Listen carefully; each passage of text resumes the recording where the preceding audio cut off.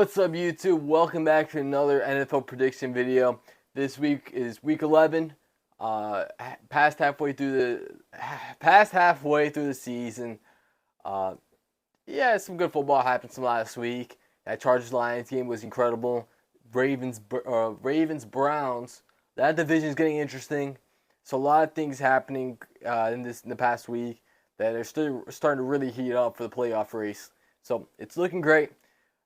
In terms of how me and the boys did last week, here's the stats for last week. Your boy finished 7-7, not a good week for us. The past 2 weeks have not been good, but we still sit at 95-54. That's a good record.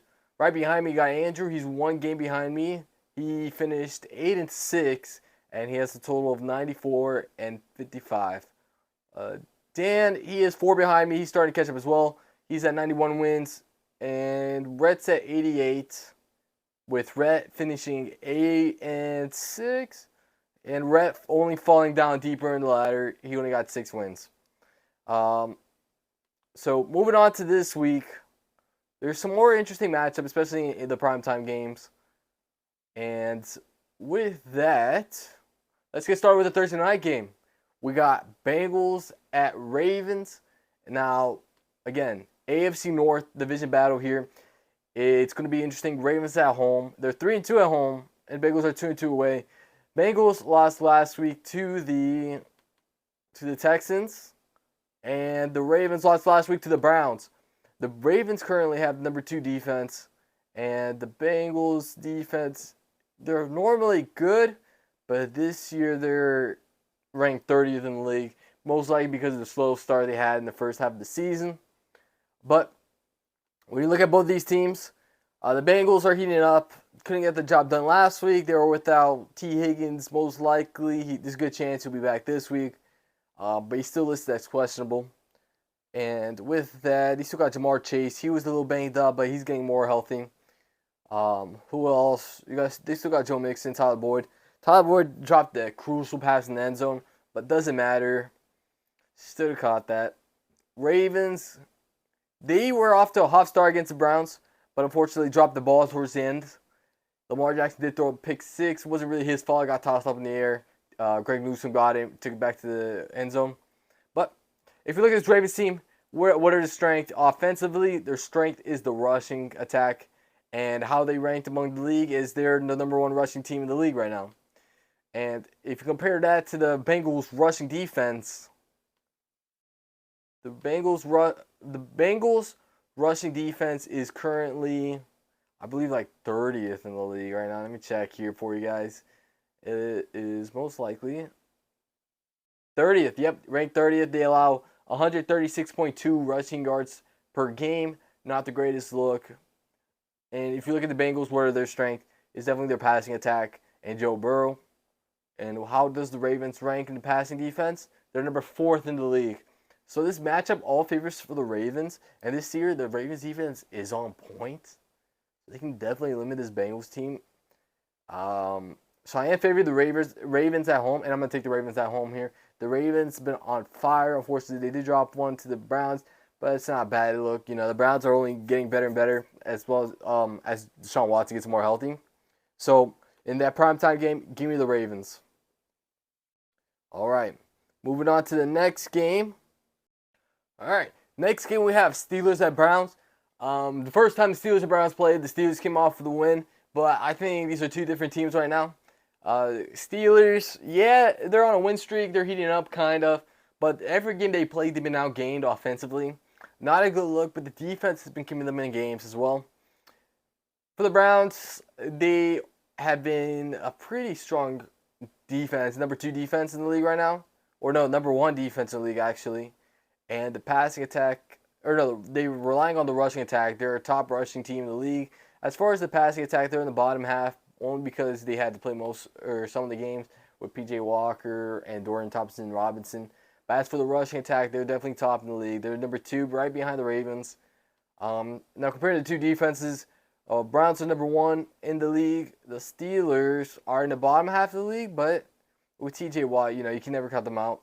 And I think all the matchups are favoring the Browns here actually, because that defense against a struggling offense in the Steelers, I have to favor the Browns here. So with that, the main factor coming with the number one defense in the league, I gotta take the Browns, especially since they're home.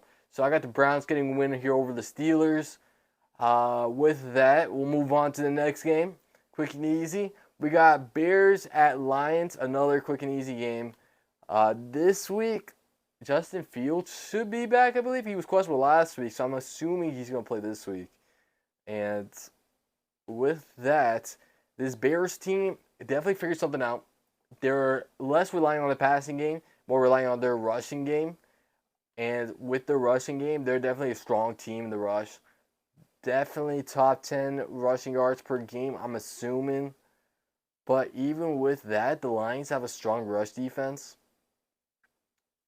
led by Aiden Hutchinson and the D-line, and it's only getting better and better. The concern with the Lions is the passing defense, and with that concern with the passing defense, I don't think the Bears can take advantage of that. The passing game for the Bears is weak. Bayesian has found some success, but he has struggles turning the ball over, and so did Justin Fields before he got injured.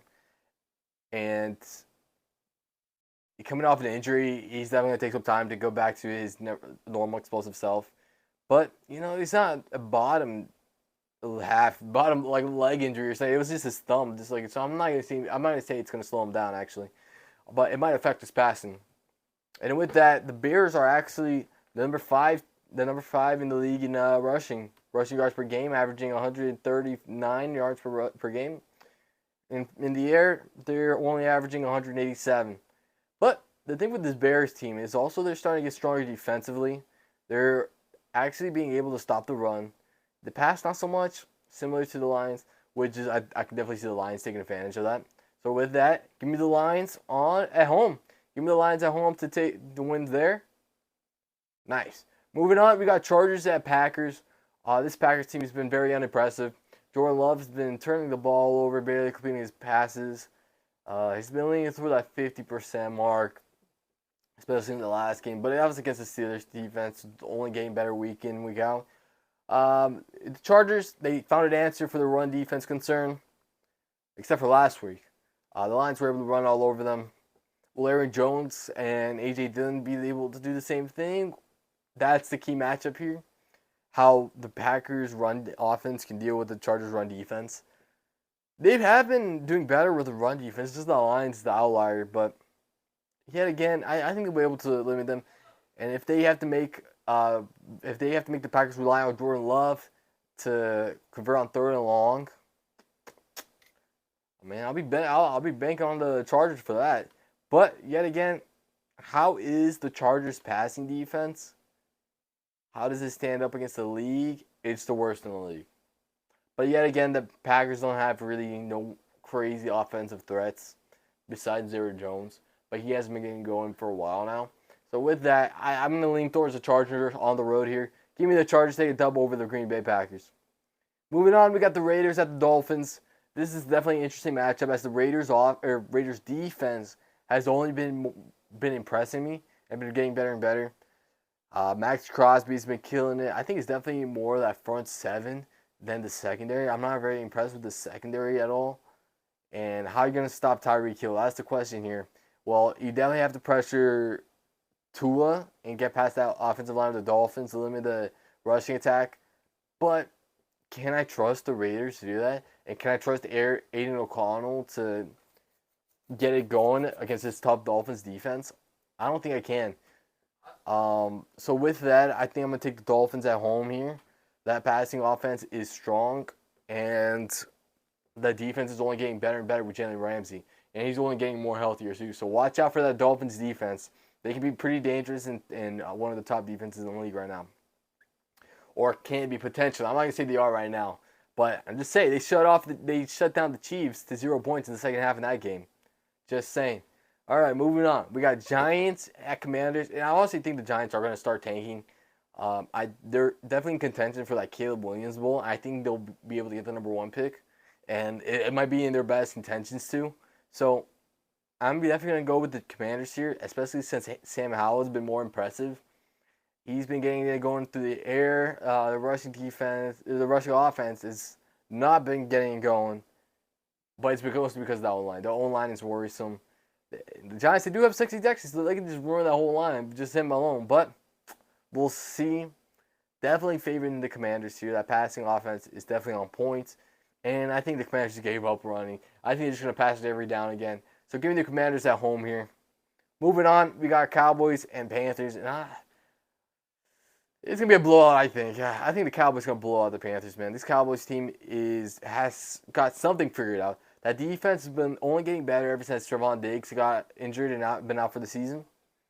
Dak Prescott, he has heart, man. I know most people trash on him, but he has heart. I see it in the way he plays. It's definitely got the offense going a bit. Almost got the double against Philly. We're competitive. Had multiple opportunities to win that game, just couldn't get it done. But they'll definitely get it done against the Panthers. This Panthers team is not competing at all. I think they're just... I mean, they will be, but I don't think they can against the Cowboys. The only thing they're going to fight for is morale at this point. And even that, I don't think they're going to get. So give me the Cowboys on the road. Moving on, we got Titans in Jacksonville. I'm definitely favoring Jacksonville here. Tennessee Titans is a team that plays better at home than they do away. When they play away, they do not play very good at all. So with that, the Jaguars are coming off a loss against the 49ers. It's a bad loss. So this team's going to be pissed off, motivated to win. So giving the Jaguars here to win big. The only question is, can that defense limit Derrick Henry? Because they have a history of allowing Derrick Henry to run all over them. Will that happen again? I don't think so. Titans O-line is pretty banged up. So I feel like this Jaguars D-line is going to get the best of that Titans O-line, put the pressure on the rookie. And with that, I think the Jaguars are going to abuse that secondary, that Titans secondary, which has been a real weakness for this team. So with that, give me the Jaguars. I got the Jaguars to win at home. Next game, we got the Cardinals at Texans. Now, this matchup is definitely tougher than it would have been if Kyler Murray's been out. Kyler Murray brings that new aspect to this team. He is a playmaker, and he's only warming up. He's only healing. He's only getting better. But C.J. Stroud is on fire right now, dude. That guy is definitely the offensive rookie of the year and a potential MVP candidate if he can get this Texans team to win their division. If he can win that division, watch out for C.J. Stroud. He's getting it going. It doesn't matter who the receivers are. It could be Tank Dell, Nico Collins, and whoever the third one is as well. Damian Pierce might still be out. I'm not sure. He could be playing, but even still, they got Devin Singletary. He's been going off in fantasy at least. The defense is only playing better. They're limiting the opposing offenses. So with that, I don't know if they'll be able to limit Kyler Murray. James Conner is back too, so they're going to definitely be run heavy. They're a run heavy team. I wonder how the Texans does defensively, defending the run. Let me find that out here real quick. I'm pretty sure they're doing pretty well. They are doing well defensively. They rank number 8 in the league defending the run, so that definitely favors them. And with that, I got to go with the Texans. Give me the Texans at home here. Moving on, we got Bucks at 49ers. Now, if you think of the strength of this Bucks offense is the passing game. If you think the weakness is the O-line. 49ers, what's their strength? That front seven. What's their weakness? Definitely that secondary, I would say. I think the 49ers are going to abuse that Bucks O-line, and they probably going to win another game big here. The offense is clicking again ever since you got Trent Williams and Deebo Samuel's back. That was huge. Brock Purdy turned things around since that 3-game losing streak. McCaffrey lost his touchdown streak. Doesn't matter. Probably starts a new one. So I think it's an easy 49ers win here at home over this Bucks team who, like that, they've been relying on the improvisation of Baker Mayfield. Overall, as a defense for the Bucks, if you look on the other side of the ball for them, they have a strong rush defense, but against Christian McCaffrey, it doesn't matter. Overall, they allow 350 offensive yards a game. Not what you want to do with this tough 49ers team. So I think everything is favoring the 49ers here. So with that said, give me the Niners at home. Next, we got Jets at Bills. Bills at home. I'm recording this on Monday, so I don't know what happens Monday night yet. Doesn't matter. This Jets team showed me they're complete trash. They lost to the Raiders, and they that defense, man, that defense is so good, and it's being wasted because the offense can't figure it out. They have no offensive line. Nathaniel Hackett is not a very great offensive play caller, and I'm not even gonna blame Zach Wilson. He has made some poor mistakes, turned the ball over, yes, but still, no one is helping him out there in New York besides Breece Hall and Garrett Wilson. But on the other side, the Bills' defense isn't the greatest either. They've been struggling this season ever since Tre'Davious White's gone down. But if you look at them as defense, they're mid. They're middle of the pack in the league. They allow 334 offensive yards per game. And the difference with the Bills is that offense. That offense can get it going anytime. Josh Allen's explosive. They got Stephon Diggs, Gabe Davis, Jared Cook. Now they have Leonard Fournette. We'll see how they start to use Leonard Fournette. But even with all that said, Josh Allen does turn the ball over, and he has struggled against his Jets defense. They played week 1, and Jets defense got the best of this Bills offense. Will it happen again? I don't think so. As things start to move, you know how teams are right now. I think the Bills are going to be able to get their revenge on the Jets here. They're at home. Josh Allen has to limit the turnovers. That's the key here. But even with that, will this Jets get anything done against the Bills defense? I don't know.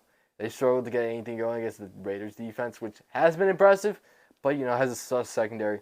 Even with that, they couldn't abuse it. Give me the Bills at home. Moving on, we got Seahawks at Rams. Another revenge game here. They played week 1. Rams blew them out, but it's a different matchup. Rams coming off their bye week. And I don't know. It all depends if Matthew Stafford is healthy. If he's healthy, you got Cooper Kupp and Puka Nacua. But the Seahawks defense has only been getting better and better. I know they got in a close one with the Commanders, but still, that Commanders passing offense is pretty good. As far as the Rams defense, not the greatest. They're always getting into shootouts, and I don't know if you want to get a shootout with the Seattle team right now. It's a different Seattle team than it was week 1, and for that reason, I'm going to take Seattle here, mostly because of that improved defense. And Leonard Fournette is starting to get things going for them. Devon Witherspoon, arguable Defensive Player of the Year candidate here. Probably my pick. But even with that, I got Seattle. They're warming up, and they're going to get ready for that big 49ers game next week. Moving on, we got Vikings at Broncos. And Dobbs season, man. Dobbs. What's his nickname? Pastronaut? I don't know what that means, but he's him. He's him. Dobbs, man, got a big win over the Saints. Blew them out. A lot of the Saints to come back somewhat in the second half, but couldn't get it done. Vikings were able to seal it. Dobbs has been impressive in the air and on the ground, and I don't see that Broncos team stopping this Vikings offense, especially if Jay Jettis comes back. But we don't know if he's coming back or not. He might just hang it up for the season. I don't think that's in his nature, though. So I think he will come back because I think this Vikings team is good enough to make the playoff. And if they're good to make a playoff, I think Justin Jefferson will come back. As far as the Broncos, their defense is getting better, yes, ever since they got blown out by the Dolphins at like 70 points. They use that defense to beat a Chiefs team with Patrick Mahomes had the flu game. How will they? I think their defense has to really show me what they're about tonight against the Bills for me to be able to pick them over the Vikings. But as of right now, the Vikings defense has been playing better than I thought they would. And the Broncos offense has been struggling, man, to get things going. So for all that reason, I got to take the hot team right now and the Vikings. So give me the Vikings on the road. Last game of the week, Monday night, Super Bowl rematch. Eagles at Chiefs. That's a huge matchup. And if you look at both of these teams, the Eagles are 8-1. Chiefs are 7-2. Best matchup of the week so far. For sure. This is going to be tough. The Chiefs has been having some struggles offensively. Mostly relying on Travis Kelce. Rashee Rice has been getting things going for the wideout standpoint. Isaiah Pacheco has been getting things going on the ground. And that defense has been limiting opposing offenses. So That's all good things. This Eagles team, the secondary is suspect. The run defense is still top notch. The O-line is still best in the league. Jalen Hurts, hopefully he's healthy coming up from that Cowboys game. A.J. Brown's having one of the best seasons right now. One of his best seasons. Devontae Smith is still on fire. This is tough. But I think all signs are pointing for the Eagles. So I'm going to take the Eagles on the road. They're going to be motivated to get that loss, or eventually that loss from the Super Bowl. They got a sour taste in their mouth for sure. The Chiefs has been struggling in the passing game, and that's the weakness for this Eagles defense. I don't know if they'll be able to abuse in the run game. This Eagles run defense is tough. So I got to stick with the Eagles here. Both teams coming off the bye week. Great news for both teams. But I'm actually favoring the Eagles. I'm loving what Jalen Hurts is getting done this season. Definitely an MVP candidate. Not so much Patrick Mahomes, even though he's up there in the betting odds. Still, I don't think he's going to win it. Not his year this year. That's fine. They're still a strong team. They're still 7-2. But give me the Eagles show on the road. Mostly because Hurts is on fire. That offensive line is dominant right now. Tush push, unstoppable. They're going to tush push their way all the way to the Chiefs end zone. So with that said, that's all the matchups for this week. Thank you guys for watching. Make sure to like the video. And if you subscribe to the channel, I'll give you a cookie. Alright? So with all that said, thank you guys for watching. Stay tuned for all the content coming out this week. Thank you for watching. Catch you next time. Peace.